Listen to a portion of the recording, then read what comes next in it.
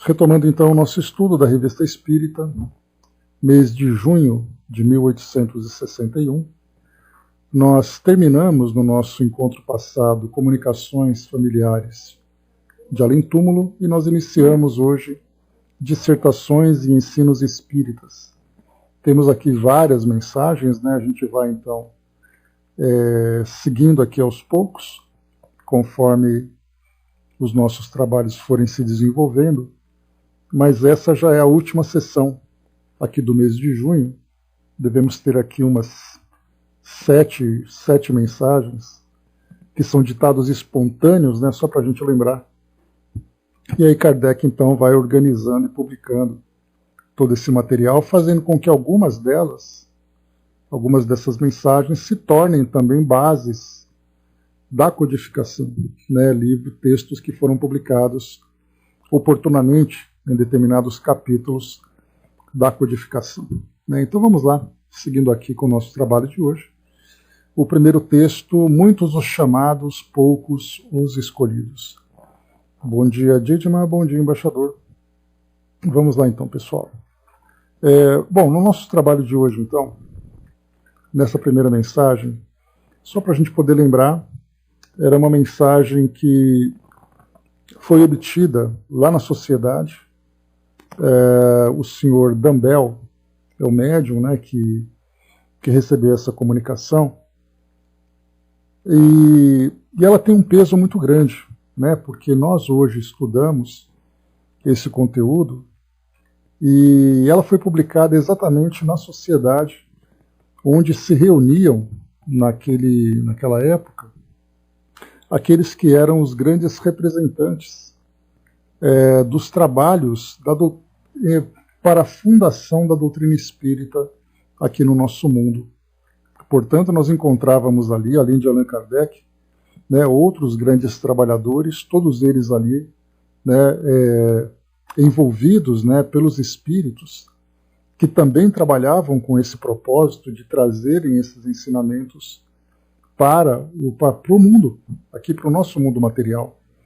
E quando nós lemos uma mensagem como essa, eu tive essa sensação, né, eu não sei se vocês também terão essa mesma impressão, de que parece que ela foi dita para outras pessoas e não para nós.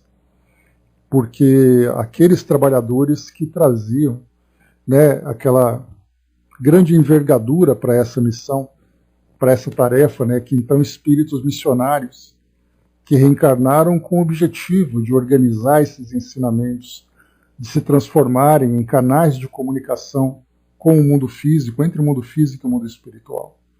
Mas ao mesmo tempo em que nós nos vemos distantes, nós percebemos que, embora esses espíritos, se nós pudéssemos fazer uma transformação de virtudes em recursos financeiros, por exemplo, eles eram espíritos bastante afortunados, né, enquanto nós somos espíritos que carregamos ainda pequenas moedas no bolso, comparados com eles que trazem grande fortuna, em termos de comparação de virtudes e de compromisso com a divulgação da doutrina espírita, com a fundamentação dessa doutrina aqui no nosso mundo. Mas que mesmo vendo a nossa pequenez diante desses trabalhadores, essas pequenas moedas que nós carregamos no bolso fazem diferença. São pequenas moedas que realizam pequenas tarefas, é verdade, mas tarefas significativas, porque somando todas as nossas moedas, ele acaba se tornando um recurso muito grande. Né? Então, assim, vocês vão perceber que foi Erasto que trouxe essa mensagem, né? E existe ali uma pequena dúvida de qual exatamente, né, quem foi Erasto nessa mensagem, né, porque ele, ao mesmo tempo em que ele é mencionado numa das cartas de Paulo de Tarso, por outro lado tem um outro espírito também que trazia esse codinome, digamos assim, que viveu na Europa no século XVI. Mas, independente disso, Kardec traz na biografia dele, eu estou aqui com a mensagem publicada no site da FEB, que ele coloca assim, logo no início, só para a gente identificar Erasto, né? com o respeitável nome de Erasto, cujas comunicações traziam sempre o cunho incontestável de profundeza e lógica, como disse o próprio codificador, encontramos duas personalidades em momentos diferentes da história da humanidade. A primeira afirmativa do próprio codificador é de que ele seria discípulo de Paulo de Tarso, conforme mencionado no Livro dos Médiuns, capítulo 5. A afirmativa tem procedência. Na segunda epístola a Timóteo, escrita quando prisioneiro em Roma, relata o apóstolo dos gentios. Erasto ficou em Corinto. Segundo consta na epístola aos Romanos, na saudação final, este mesmo Erasto tinha cargo na cidade, pois se encontra no capítulo 16. Saúda-vos, Erasto, tesoureiro da cidade. Depois tem outras menções, que aqui, para quem quiser depois é só pesquisar que vai encontrar. E depois tem aqui outra referência a esse espírito, se encontra na Revista Espírita no ano de 69, 1869, onde é apresentado como tendo sido Tomás Liber, ou Tomás Liber, dito Erasto, médico, filósofo e teólogo alemão, nascido em 1524 e morrido em 1583. Então aqui são duas personalidades, né? Mas aqui no final dessa comunicação é colocado assim, essa aqui foi publicada na revista Reformador de 1993. Finaliza assim esse artigo. De qualquer forma, o que resta incontestável, segundo Kardec, é que era um espírito superior que se revelou mediante comunicações de ordem elevadíssima. O que importa realmente é a tarefa desenvolvida à época de Paulo de Tarso e ao tempo de Kardec por um espírito. Então aqui, independente de quem seja esse espírito, muito mais do que o mensageiro, que vale é a mensagem. E aqui então, nessa comunicação, ele traz para nós ensinamentos, e na verdade aqui são estímulos para o cumprimento dessa tarefa de divulgação da doutrina espírita em tons bastante positivos, otimistas e inspiradores. Então nós vamos aqui a ela percebendo, mais uma vez, que essa mensagem tinha sido dirigida para aqueles trabalhadores, mas é que ela se estende para todos nós que nos dedicamos de alguma forma em continuar, se não semeando a doutrina espírita, pelo menos regando aquelas sementes que foram plantadas por outros trabalhadores. Ainda que sejam microgotas que nós somos capazes de doar, mas essas microgotas fazem diferença no mundo como o nosso. Então vamos a ela e vocês vão perceber o teor, a convicção com que esse espírito falava para aqueles trabalhadores, mostrando a importância do trabalho dos encarnados nesse papel de transmissão dos ensinamentos trazidos pelos espíritos. Então vamos a ele, que bem interessante essa mensagem aqui. Obtida então pelo Sr. Dumbell. Então, muitos os chamados, poucos os escolhidos.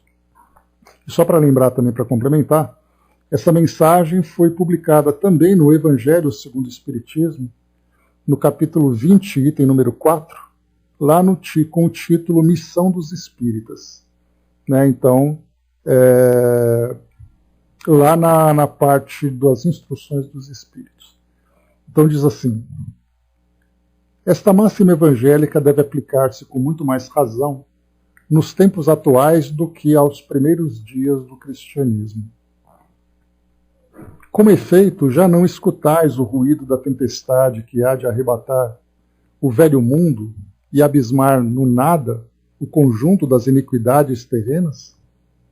Ah, bendizei o Senhor, vós que haveis posto a vossa fé na sua soberana justiça, e que novos apóstolos da crença revelada pelas proféticas vozes superiores ides pregar o novo dogma da reencarnação e da elevação dos espíritos, conforme tenham cumprido bem ou mal suas missões e suportado suas provas terrestres. Não mais vos assusteis. As línguas de fogo estão sobre as vossas cabeças. Ó verdadeiros adeptos do espiritismo, sois os escolhidos de Deus. Ide e pregai a palavra divina. É chegada a hora em que deveis sacrificar à sua propagação os vossos hábitos, os vossos trabalhos, as vossas ocupações fúteis. Ide e pregai. Convosco estão os espíritos elevados. Certamente falareis a criaturas que não quererão escutar a voz de Deus, porque essa voz as exorta incessantemente à abnegação. Pregareis o desinteresse aos avaros, a abstinência aos dissolutos, a mansidão aos tiranos domésticos, como aos déspotas. Palavras perdidas, eu sei, mas não importa. Faça mister, regueis com vossos suores o terreno onde tendes de semear, porquanto ele não frutificará e não produzirá senão sob os reiterados golpes da enxada e da charrua evangélicas. Ide e pregai. Ó todos vós, homens de boa fé, conscientes da vossa inferioridade em face dos mundos disseminados pelo infinito. Lançai-vos em cruzada contra a injustiça e a iniquidade. Ide e proscrevei esse culto do bezerro de ouro, que cada dia mais se alastra. Ide, Deus vos guia. Homens simples e ignorantes, vossa língua se soltarão, e falareis como nenhum orador fala. Ide e pregai, porque as populações atentas recolherão ditosas as vossas palavras de consolação, de fraternidade, de esperança e de paz. Que importam as emboscadas que vos armem pelo caminho? Somente lobos caem em armadilhas para lobos, porquanto o pastor saberá defender suas ovelhas das fogueiras imoladoras. Ide, homens, que grandes diante de Deus, mais ditosos do que Tomé, credes sem fazerdes questão de ver, e aceitais os fatos da mediunidade, mesmo quando não tenhais conseguido obtê-los por vós mesmos. Ide, o Espírito de Deus vos conduz. Marcha, pois, avante, falange imponente pela tua fé e por teu pequeno número. Marcha. Diante de ti os grandes batalhões dos incrédulos se dissiparão, como a bruma da manhã aos primeiros raios do sol nascente. A fé é a virtude que desloca montanhas, disse Jesus. Todavia, mais pesados do que as maiores montanhas, jazem depositados nos corações dos homens a impureza e todos os vícios que derivam da impureza. Parti então cheios de coragem, para removerdes essa montanha de iniquidades que as futuras gerações só deverão conhecer como lenda, do mesmo modo que vós, que só muito imperfeitamente conheceis os tempos que antecederam a civilização pagã. Sim, em todos os pontos do globo vão produzir-se as subversões morais e filosóficas. Aproxima-se a hora em que a luz divina se espargirá sobre os dois mundos. Ide, pois, e levai a palavra divina aos grandes que a desprezarão, aos eruditos que exigirão provas, aos pequenos e simples que a aceitarão, porque principalmente entre os mártires do trabalho, dessa provação terrena, encontrareis fervor e fé. Ide, estes receberão, com hinos de gratidão e louvores a Deus, a santa consolação que lhes levareis, e baixarão a fronte, rendendo-lhe graças pelas aflições que a terra lhes destina. Arme-se a vossa falange com decisão e coragem. Mãos à obra, o arado está pronto, a terra espera. Arai. Ide e agradecei a Deus a gloriosa tarefa que ele vos confiou. Mas atenção, entre os chamados para o Espiritismo, muitos se transviaram. Reparai, pois, vosso caminho e segui a verdade. Então, essa foi a primeira parte da mensagem que foi trazida. Mas aí, então, enquanto a mensagem seguia, foi feita, então, uma pergunta ao Espírito. Se entre os chamados para o Espiritismo muitos se transviaram, quais os sinais pelos quais reconheceremos os que se acham no bom caminho? A resposta: reconhecê-lo-eis pelos princípios da verdadeira caridade que eles ensinarão e praticarão. Reconhecê-lo-eis pelo número de aflitos a que levem consolo. Reconhecê-lo-eis pelo seu amor ao próximo, pela sua abnegação, pelo seu desinteresse pessoal. Reconhecê-lo-eis, finalmente, pelo triunfo de seus princípios, porque Deus quer o triunfo da sua lei. Os que seguem sua lei, esses são os escolhidos, e ele lhes dará a vitória. Mas ele destruirá aqueles que falseiam o espírito dessa lei e fazem dela degrau para contestar sua vaidade e sua ambição. Então aqui Erasto finaliza com essa resposta e ele assina como anjo da guarda do médium. Bom dia, Fabi. Então, meus amigos, essa mensagem, como a gente viu, ela é dirigida para aqueles trabalhadores naquele grupo de que se reunia, que fazia, que elaborava então aquele conteúdo, que fazia as publicações, que faziam ali as palestras espalhando essa mensagem, por todos os grupos que ouviam aquele conteúdo.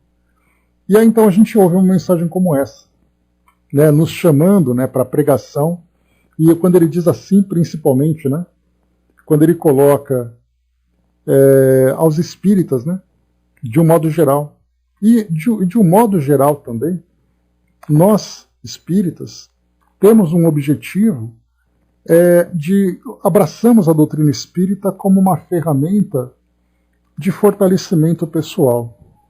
A grande maioria de nós que acaba abraçando a doutrina espírita não abraça por esse compromisso de fazer essa divulgação. Tanto é assim que nos centros espíritas, nos grupos de modo geral, muitos de nós ouvimos e poucos de nós falamos. E esses que falam, que têm essa possibilidade de levar essa mensagem adiante, são aqueles que carregam esse peso muito forte. E nós falamos em nós aqui mesmo, somos aqueles que ouvimos e bebemos dessa mesma fonte. E quando nós ouvimos uma mensagem como essa, esse foi o efeito que eu senti, ficava imaginando então Erasto conversando com aquelas pessoas, mostrando para ele o trabalho que eles deveriam fazer, propondo para eles, porque é uma proposta, não é uma imposição, propondo para eles ali uma caminhada de sacrifício que eles deveriam iniciar para mostrar, através da exemplificação, essa mensagem que vinha através da teoria. Então eles abraçam essa teoria e devolvem na prática. E aí, então, como eu falei para vocês no início, nós vemos então esses espíritos afortunados, com essa grande riqueza e grande capacidade de realização, e nós aqui carregando os nossos pequenos trocados. Mas isso para nós é muito motivador, porque embora não sejamos grandes divulgadores, como são esses que naquela época e esses atuais também, nós conseguimos fazer pequenos trabalhos de acordo com a nossa capacidade. Mostrando aqui, em várias passagens, que a gente vai acompanhando, primeiro o momento que nós estamos vivendo. Quando Erasto fala que nós estamos agora, ele fala isso no século XIX, mas ele cabe perfeitamente para nós hoje, quando ele diz assim nesse trecho, não vos assusteis, as línguas de fogo estão sobre vossas cabeças. Ele lembra daquela passagem do Pentecostes, que aconteceu lá no Novo Testamento, mas que na verdade essas línguas de fogo representam as tantas e tantas manifestações mediúnicas que nós encontramos hoje, que acontecem com tanta facilidade e com tanta fluidez. Então não nos assustemos com isso, porque essa é a nova ordem. As portas que estabelecem essa relação entre mundo físico e mundo espiritual estão abertas e não vão mais voltar a se fechar. Não serão mais portas tímidas, serão portas escancaradas. Então não nos assustemos por isso. Não, Braz, ele fala de um modo geral aqui, pelo menos essa interpretação dessas línguas de fogo, que eram aqueles grandes fenômenos mediúnicos que acontecem hoje com absoluta naturalidade nas comunicações de modo geral, né? Dudu colocou nessa fala parece ser para reencarnantes futuros e que não para nós terrenos, né? Mas um bom aviso a nós que já na ignorância ainda falham dos ensinamentos que tivemos como espíritos do alto em que estivemos, né? Essa impressão dada com a clareza aos que vão e aos que já estão aqui, né? Eu entendi isso aqui falando para aqueles que estavam lá e naturalmente, né, sabendo que essas mensagens seriam depois, digamos, perpetuadas, né, porque foram publicadas nessas obras e essas obras vão nos acompanhando geração após geração para os nossos estudos. Então, na verdade, da mesma forma que vieram as mensagens que foram publicadas, por exemplo, lá no Novo Testamento, né, dos ensinamentos de Jesus que foram publicados, e esses ensinamentos então vão se perpetuando. E naturalmente, né, claro que cada geração, cada indivíduo fazendo a sua interpretação. Mais aqui adiante, ele traz para nós aqui outras orientações que são bastante significativas, quando ele fala para nós aqui, principalmente, né, convosco estão os espíritos elevados. E aí a gente já começa a imaginar as tantas e tantas falanges no plano espiritual que vão acompanhando, né, todos os grupos, todos os trabalhadores, todos os divulgadores, porque é através deles que essas mensagens vão sendo trazidas através de inspiração ou de uma forma ostensiva pela mediunidade. E ele coloca também: certamente falareis a criaturas que não quererão escutar a voz de Deus, porque essa voz exorta incessantemente a abnegação. E aí ele vai falar algo importante para nós aqui, que é o que vai chamar nossa atenção. Pregareis o desinteresse aos avaros. Então ele começa a dizer que não é fazer uma pregação teórica, falando coisas bonitas, lendo coisas bonitas. Mas ele fala principalmente: pregareis o desinteresse aos avaros. E aí então vem através do exemplo. A abstinência aos dissolutos. Ou seja, nós vamos nos conter nas nossas tendências ainda primitivas, tendências inferiores, mostrando que essa nossa força de vontade de conter esses impulsos negativos para que as nossas virtudes possam se desenvolver, esse nosso esforço será o exemplo para aqueles que são dissolutos, para aqueles que não conseguem ainda conter e vivem em torno do abuso, das facilidades, dos prazeres, né? A mansidão aos tiranos domésticos.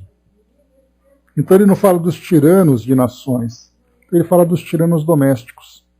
Então essa mansidão, essa doçuetude, né, que são essas virtudes que devem ser demonstradas na prática dentro dos nossos próprios lares. Assim como também aos déspotas, aqueles que tentam controlar, conduzir a sociedade, as pessoas de um modo geral. E ele coloca algo bem interessante. Palavras perdidas eu sei, mas não importa. E aí ele vai falando para nós sobre o trabalho que tem que ser feito. E ele chama atenção também aqui para outras passagens, colocando para nós: lançai-vos em cruzada contra a justiça e a iniquidade. Então, se nos lançarmos contra essa injustiça, significa que nós devemos nos manifestar contra aquilo que existe de errado no ambiente onde nós vivemos, ainda que seja de uma forma tímida, ainda que seja de uma forma pequena, de acordo com a nossa capacidade, mas esse pequeno, mais uma vez, se somando, fará uma grande diferença.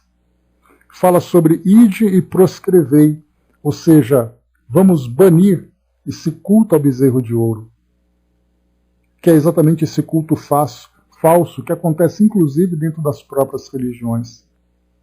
As religiões oficiais, em que existe, né, esse interesse em você fazer um culto às divindades, sejam elas quais forem, em troca de benefícios para termos conforto aqui no mundo físico. E não o culto sincero, por exemplo, a Deus, esperando que sejamos amparados para que possamos nos desenvolver em nossas virtudes, nos desenvolvermos espiritualmente. E não irmos em busca desse apoio supremo, desse apoio divino, através dessas religiões, em troca desses benefícios materiais. Porque, infelizmente, é o que acontece. Muitas vezes nós mesmos já nos vimos nessa situação. E hoje é o que acontece. Vamos em busca da salvação, vamos em busca da prosperidade, vamos em busca da felicidade aqui no nosso mundo. Ele continua dizendo: homens ignorantes e simples, vossas línguas se soltarão e falareis como nenhum orador. Levando para nós então essas mensagens de consolação, de fraternidade, de esperança e de paz. Pode parecer a princípio para nós algo muito distante da nossa realidade, mas mais uma vez é um trabalho pequeno que nós fazemos, mas é um trabalho significativo. O Espírito de Deus vos conduz. Ide. E aqui depois ele vai trazendo, né, todas essas mensagens. Aqui uma parte bacana também, que quando ele coloca que a fé é a virtude que desloca montanhas. E aí ele fala então, né, principalmente, mostrando que devemos estar cheios de coragem para removermos essa montanha de iniquidade das futuras gerações.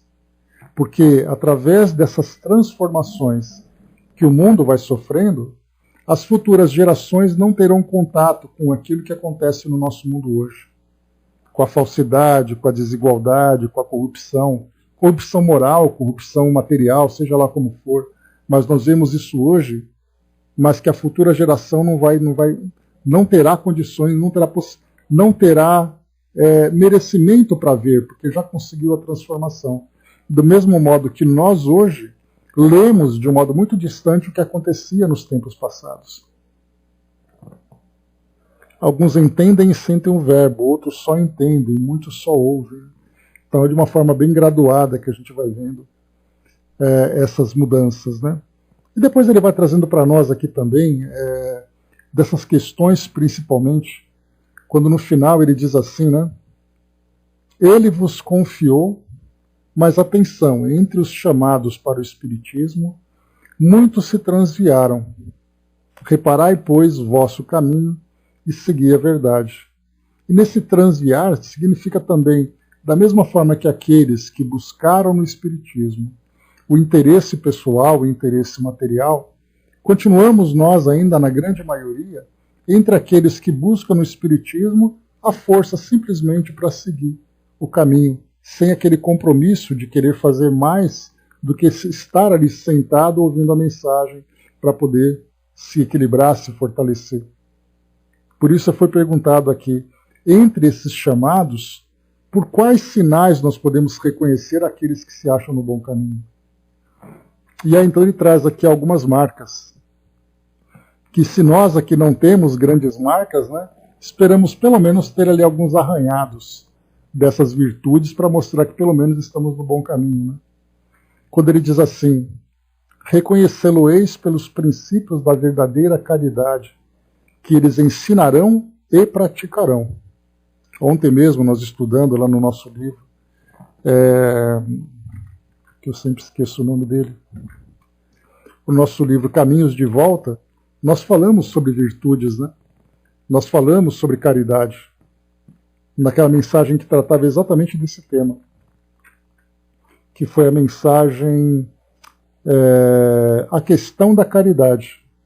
E Emmanuel trouxe para nós mais caridade, quando teve aquela ideia, né, de que a prosperidade no mundo material simplesmente acabaria com a caridade. E aí Emmanuel lembrou que acabar com a caridade, acabar com a miséria material, não tira do homem as misérias humanas.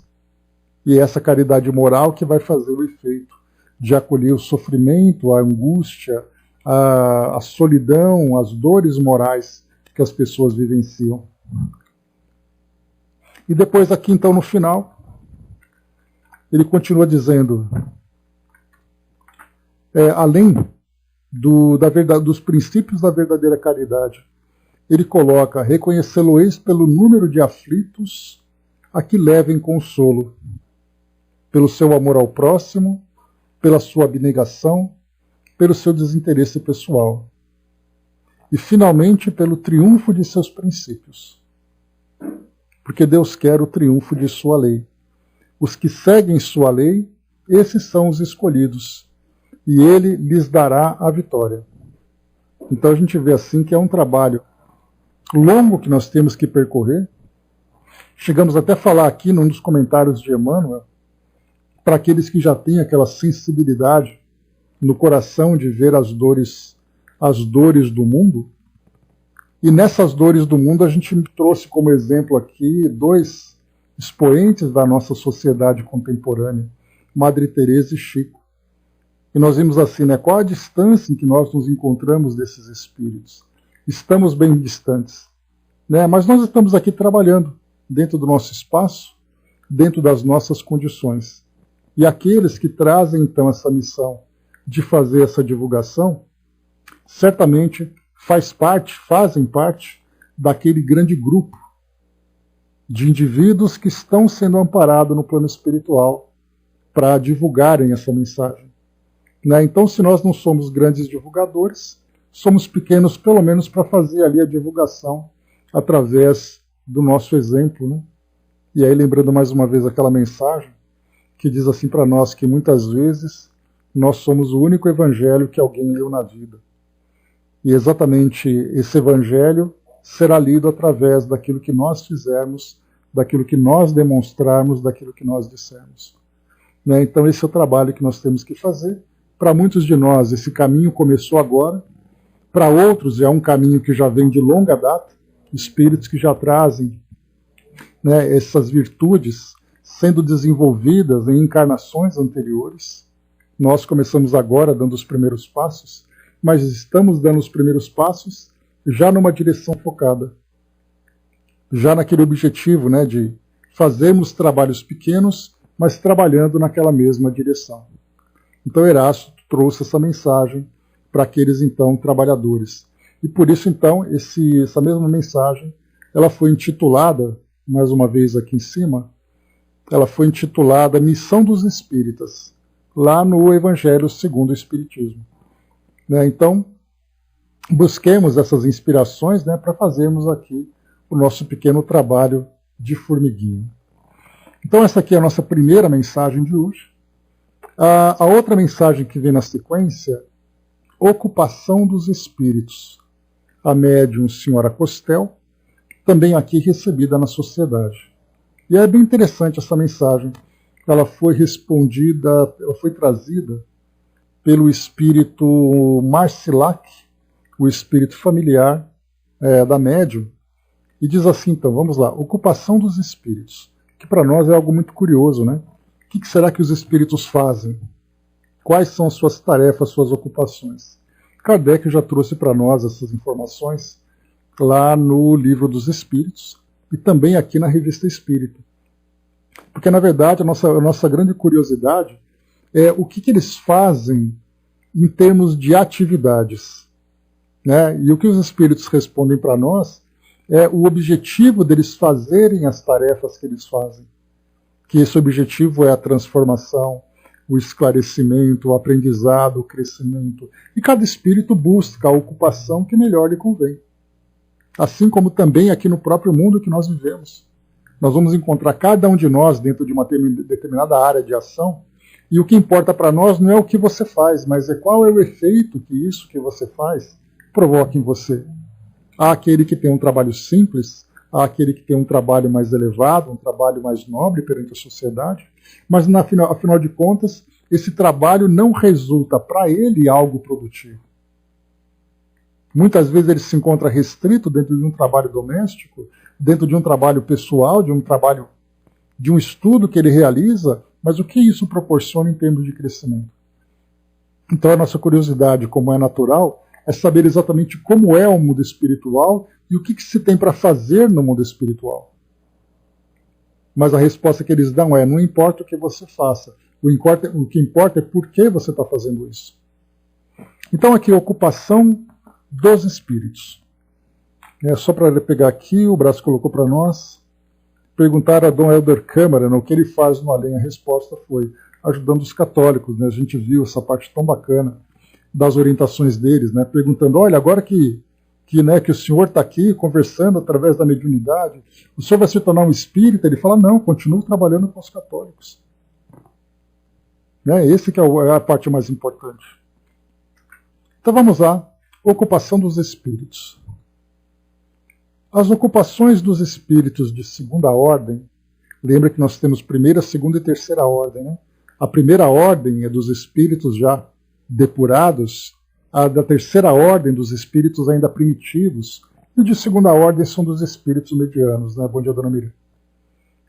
As ocupações dos espíritos de segunda ordem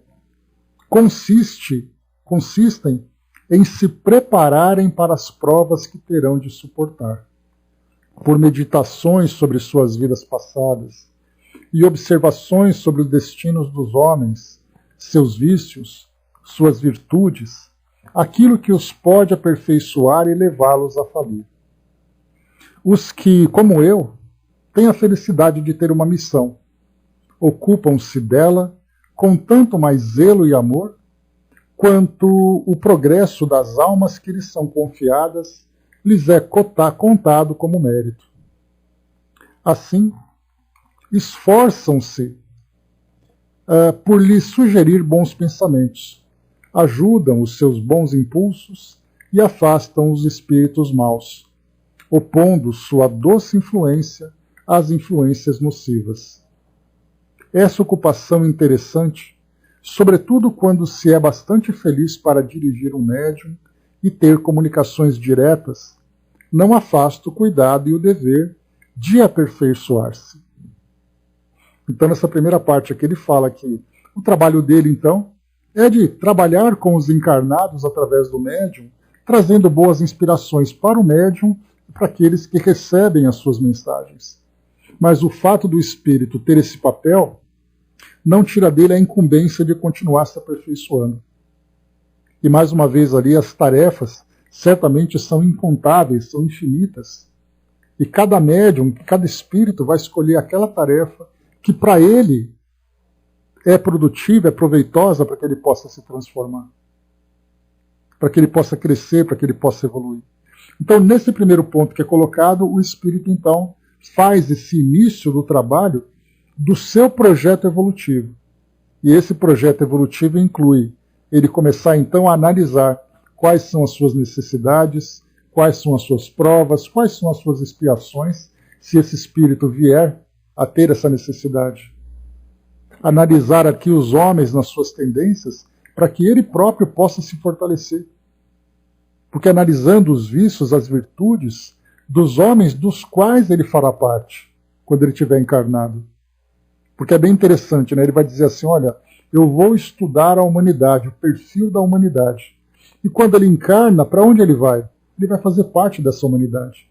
E aí então ele vai se preparar, vai se fortalecer e, se possível, tentar se imunizar contra as fraquezas humanas para que ele possa viver as virtudes que ele cultivou no plano espiritual ou se esforçou para cultivar.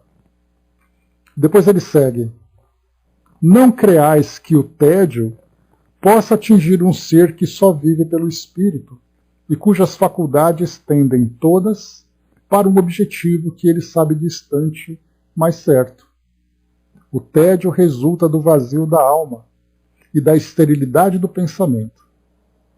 O tédio, tão pesado para vós, que o medis por vossos temores pueris ou vossas frívolas esperanças, não faz sentir sua marcha aos que não estão sujeitos nem às agitações da alma e nem às necessidades do corpo. Ele passa ainda mais depressa para os espíritos puros e superiores, que Deus encarrega da execução de suas ordens e que percorrem as esferas em voo mais rápido, muito rápido. Então ele começa dizendo aqui sobre...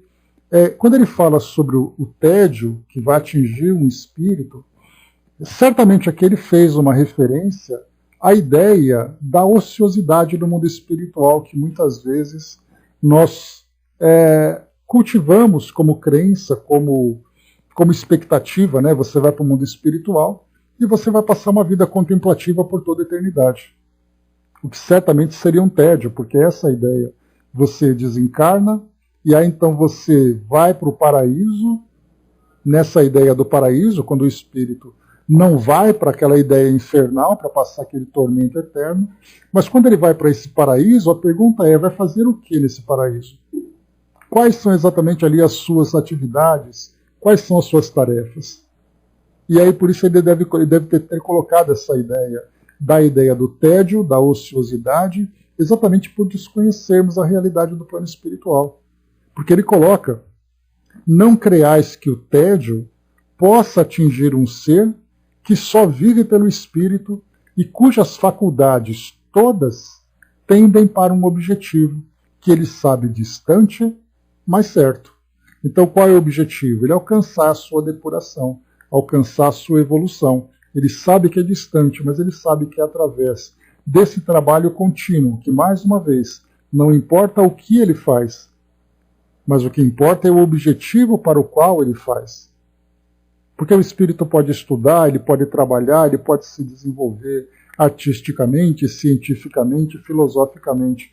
Tudo isso será para ele atributos para que ele possa se fortalecer e se desenvolver. Do contrário, o tédio resulta do vazio da alma e da esterilidade do pensamento.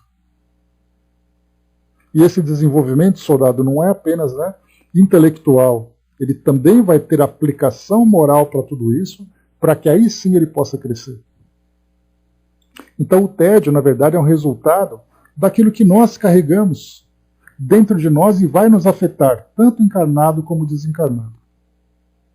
Quantos aqui, no mundo físico, vivem essa ociosidade, alimentando, cultivando, como ele coloca para nós, o tempo tão pesado para vós, que o medis por vossos temores pueris ou vossas frívolas esperanças.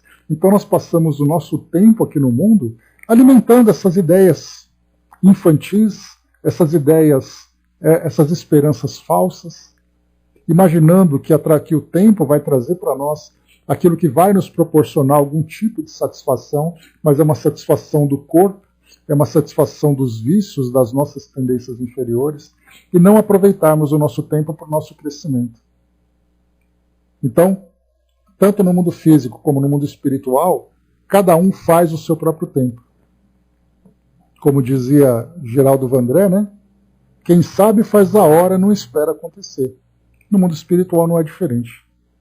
Mas me colocou, que bom ter a expectativa do trabalho sempre, do servir, nos dá forças e coragem, O que eu me lembro muito, Mami, quando você coloca uma passagem como essa, eu me recordo de um trecho no Nosso Lar, logo que André Luiz começou a se ambientar como um cidadão da cidade, ele foi levado para conversar com um dos ministros, que no filme Nosso Lar foi interpretado pelo Paulo Goulart. E era aquele ministro que orientava os novos recém-chegados do plano espiritual exatamente para essas atividades. O que você gostaria com o que você gostaria de se ocupar? E por que você gostaria disso? E ele recebia então ali as orientações para que você trabalhasse, se desenvolvesse nessa ou naquela atividade, de acordo com as suas afinidades, de acordo com as suas capacidades e potencialidades, para que você pudesse se desenvolver. E aí eu me recordo numa entrevista que estava sendo feita, porque eram aos pares, Então lá ele dizia que era um salão com muitos espíritos e de 2 em 2 os espíritos iam conversar com esse ministro. E André Luiz foi deixando para o final, observando a movimentação, as idas e vindas dos espíritos, nessa entrevista com esse ministro, até que teve ali André Luiz e junto dele foi uma senhora. E ela então ali, para tudo que era proposto, ela apresentava uma queixa. Porque isso não era bom, porque isso era aquilo, porque eu não sirvo para isso, porque aquilo é muito chato. E o que ela queria, na verdade, era ter contato com os filhos que ficaram. E eu me lembro que ele comentava, mas qual é o seu merecimento para você ter isso, se nada te agrada? E, na verdade, era um espírito que trazia em si aquele espírito doente. Não é redundância. O espírito, personagem, pessoa, do espírito é o seu caráter, os seus valores. era aquele espírito que trazia ainda uma visão distorcida de um espírito muito ligado, muito preso ainda aos interesses do mundo material. Então, o fato de nós termos essa perspectiva do trabalho não quer dizer que todos os espíritos estejam em condições de fazer isso. Porque, às vezes, as suas preocupações, os seus interesses não estão na produtividade. Está ainda na satisfação das suas necessidades, que são necessidades ainda pequenas. São necessidades ainda mundanas, no sentido de pertencerem muito mais ao mundo físico dos prazeres do que à realidade espiritual. Então nós vamos encontrar muitos espíritos nessa condição. E quantas vezes, né, nas histórias que nós lemos, que André Luiz traz para nós, assim também como outros espíritos, mostram para nós uma realidade de espíritos que ficam ali perambulando de um lado para o outro, esperando o tempo passar. Porque eles não têm vontade de se comprometer, não têm vontade de fazer ali sacrifícios, digamos assim.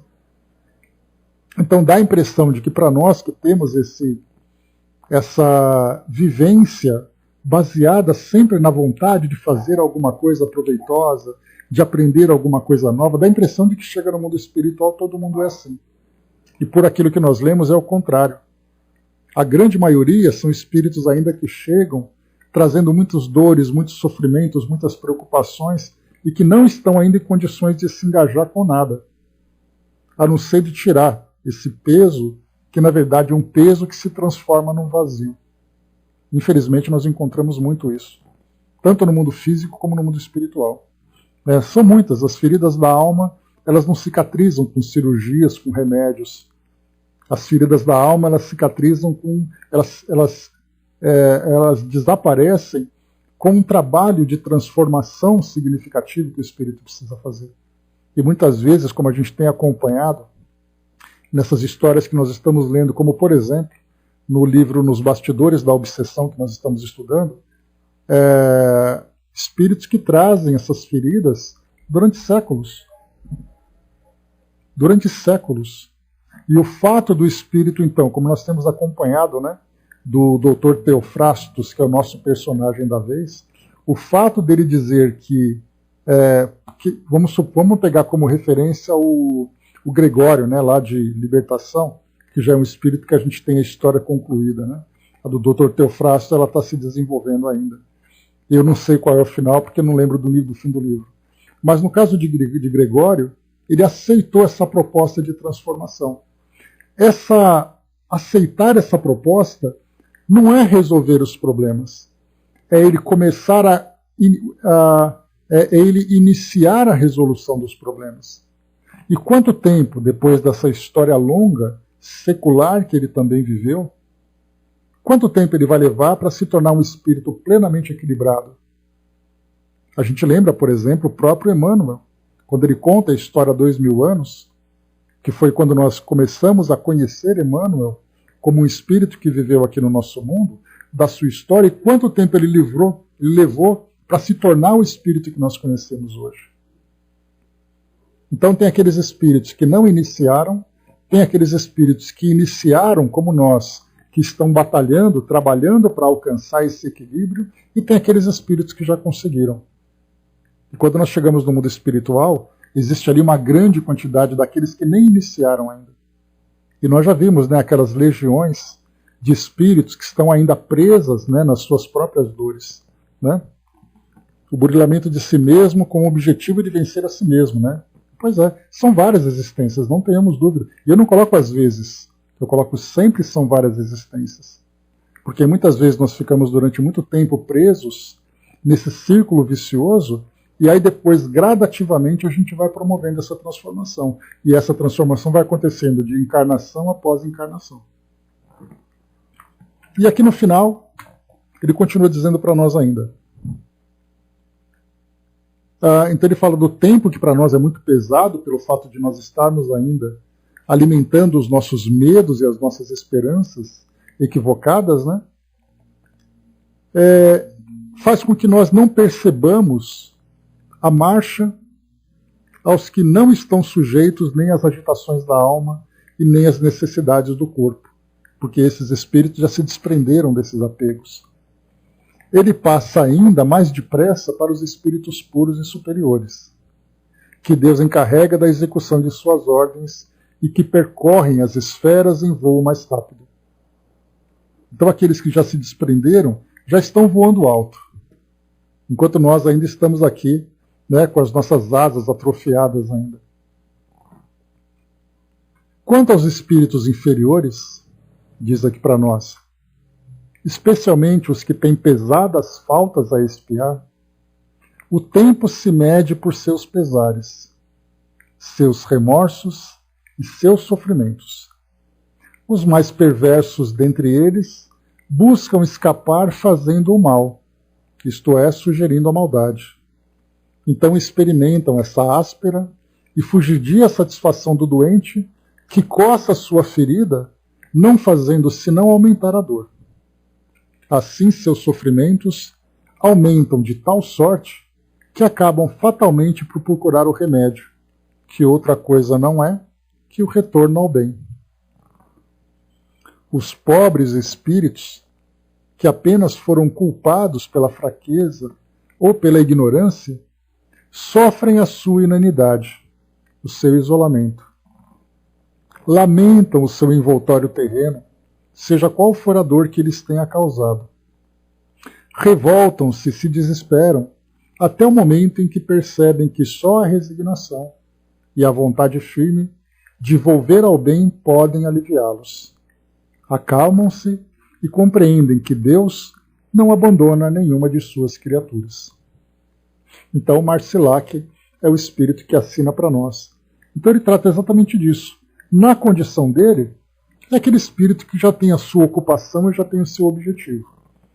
Há aqueles ainda inferiores, presos no mal, que continuam fazendo mal exatamente porque, como ele foi colocado nessa analogia, né, ele vai coçando a sua ferida, sem perceber que, na verdade, ele aumenta ainda mais a sua dor. E somente no momento em que eles começam a viver nesse caminho do bem é que eles começam a se equilibrar. E há aqueles pobres espíritos que não são maus, mas são espíritos que ainda não se encontraram. São espíritos ainda presos nos seus equívocos, vivendo essa ingenuidade, essa infantilidade, até o momento em que passarão a perceber também que somente através desse caminho de transformação, de reforma, que conseguirão alcançar de fato esse caminho de crescimento. Né? O Sobrado colocou ali, né, do crescimento, do nascimento de um espírito até o estágio de pureza, creio que é um longo tempo. Muitas e muitas encarnações, e nesse ponto o esquecimento de cada encarnação se torna uma bênção. Né? Eu não coloco como longo tempo, né, um tempo quase que... Eu acho que longo seria uma palavra muito curta para dizer o tempo que segue, né, de nascimento até essa pureza. É uma distância a perder de vista. E ali cada lição ficaria guardada, né, na sua memória. Embora, mais uma vez, né, os fatos não fiquem registrados, as impressões marcam esse espírito e vão então impulsionando para o seu crescimento. E quando ele resiste, aí a gente vai lembrar sempre, né, que o destino conduz aquele que aceita e arrasta aquele que o nega. E aqueles que resistem a essa transformação são arrastados até o momento em que levantam e aceitam esse mesmo caminho. Angelina lembrou ali também, né? Vejamos Maria de Magdala. Jesus encontrou a alma dela em a virtude que muitos não enxergavam. Né? Porque tem aqueles que erram pela ignorância e há aqueles que erram como uma fuga. Aqueles que erram pela ignorância são aqueles que podem ser transformados com facilidade, despertando neles, né, essas virtudes adormecidas. Para aqueles que resistem ainda, são aqueles que somente com um trabalho doloroso de despertamento passarão a deixar que essas virtudes aflorem. Andréa colocou, né, Dudu lembrou aqui também, muitos enclausurados, né, ainda ficarão encapsulados, né, ficarão ainda muito presos ainda nessa monoideia com que eles estão vivendo. Por que monoideia? Porque eles vivem em torno das suas próprias crenças, dos seus próprios desejos, das suas próprias fantasias, né? E ficando presos até o momento em que eles rompem essa cápsula e passam de fato a se desenvolver. André colocou, ainda bem que já cheguei a essa conclusão e desisti de ser perfeito. Ainda bem que não tinha essa pretensão, né, André? Porque o fato de nós sabermos que tem um trabalho longo ainda a ser realizado já é para nós um passo significativo. Porque tem aqueles que já estão trabalhando, e lembrando, né, que claro que Marcilac, quando ele se coloca como espírito que já está nessa senda de trabalho, né, já é aquele espírito que já tem a sua missão, já abraçou a sua missão, sabe para onde tem que ir, ele é um espírito que já alcançou uma posição elevada diante de nós, né? Mesmo que ele se veja como um espírito ainda nessa faixa de espíritos em evolução.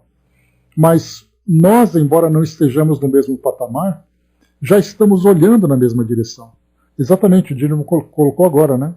Que bom que estamos despertando, acordando. Alguns já estão mais espertos. Nós estamos acordando agora, mas já acordamos. Então aquele olho remelento, cabelo todo amassado, a cara toda cheia de marca de travesseiro e coisa e tal, né? Mas já estamos com os olhos abertos. Agora é aquele trabalho de gradualmente a gente se fortalecer, despertar cada vez mais. E pelo menos estamos fazendo isso, né? O fato de nós estarmos aqui comprometidos com os nossos trabalhos, com os nossos estudos, com as nossas propostas evolutivas, já é algo significativo.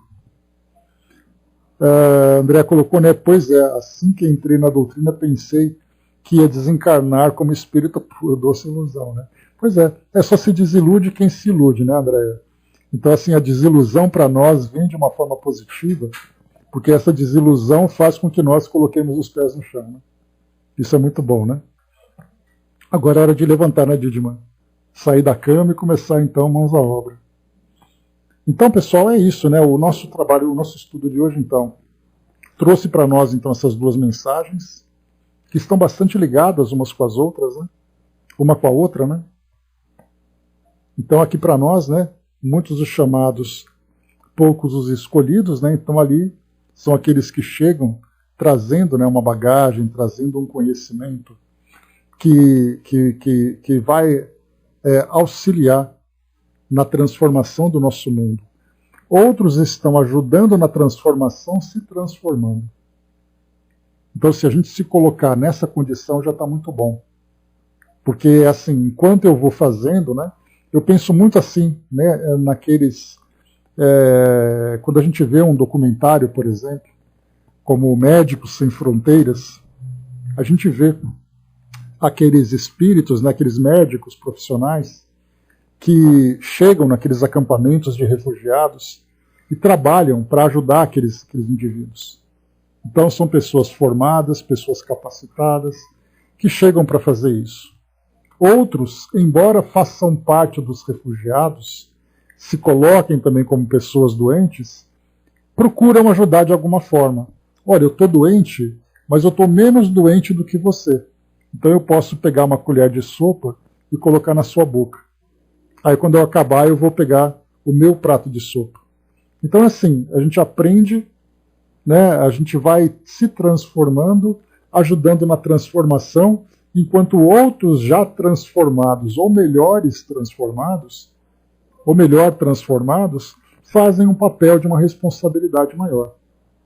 Né? Então assim, a gente vai gradualmente trabalhando. E de ontem, né, Andréa, falando sobre caridade, e hoje falando sobre as missões e compromissos que nós temos, a gente vê que são assuntos que nos atraem, porque nós já temos essa afinidade. Podemos não fazer aquilo que poderia fazer melhor, mas já estamos fazendo. Agora a tendência é a fazer com que nós nos aperfeiçoemos cada vez mais. Né? Então é isso, pessoal. Né? Encher a geladeira de post-it. Né? Isso mesmo. Angelina colocou, né, o argumento que Jesus usou para não condenar Magdala, né, se não houvesse homens adúlteros, não haveria mulheres adúlteras. Né? Então, mostrando ali que as fraquezas e culpas fazem parte de todos nós. Cada um tem ali a sua tendência, cada um tem a sua fraqueza. Né? Então é isso, meus amigos. Fechando por aqui o nosso trabalho de hoje, vimos então aqui muitos chamados, poucos os escolhidos, e ocupação dos espíritos. Dois temas bastante relevantes. Né? E depois nós temos aqui o deboche. É bem interessante essa palavra deboche, porque nós vemos assim uma pessoa debochada, é aquela pessoa brincalhona e coisa e tal, né? Mas o deboche, na verdade, vem exatamente do abuso, da libertinagem, que é uma palavra que nós não absorvemos o verdadeiro sentido. E aqui nós temos uma mensagem familiar que fala exatamente sobre isso, sobre darmos vazão a essas nossas tendências inferiores a partir dos programas,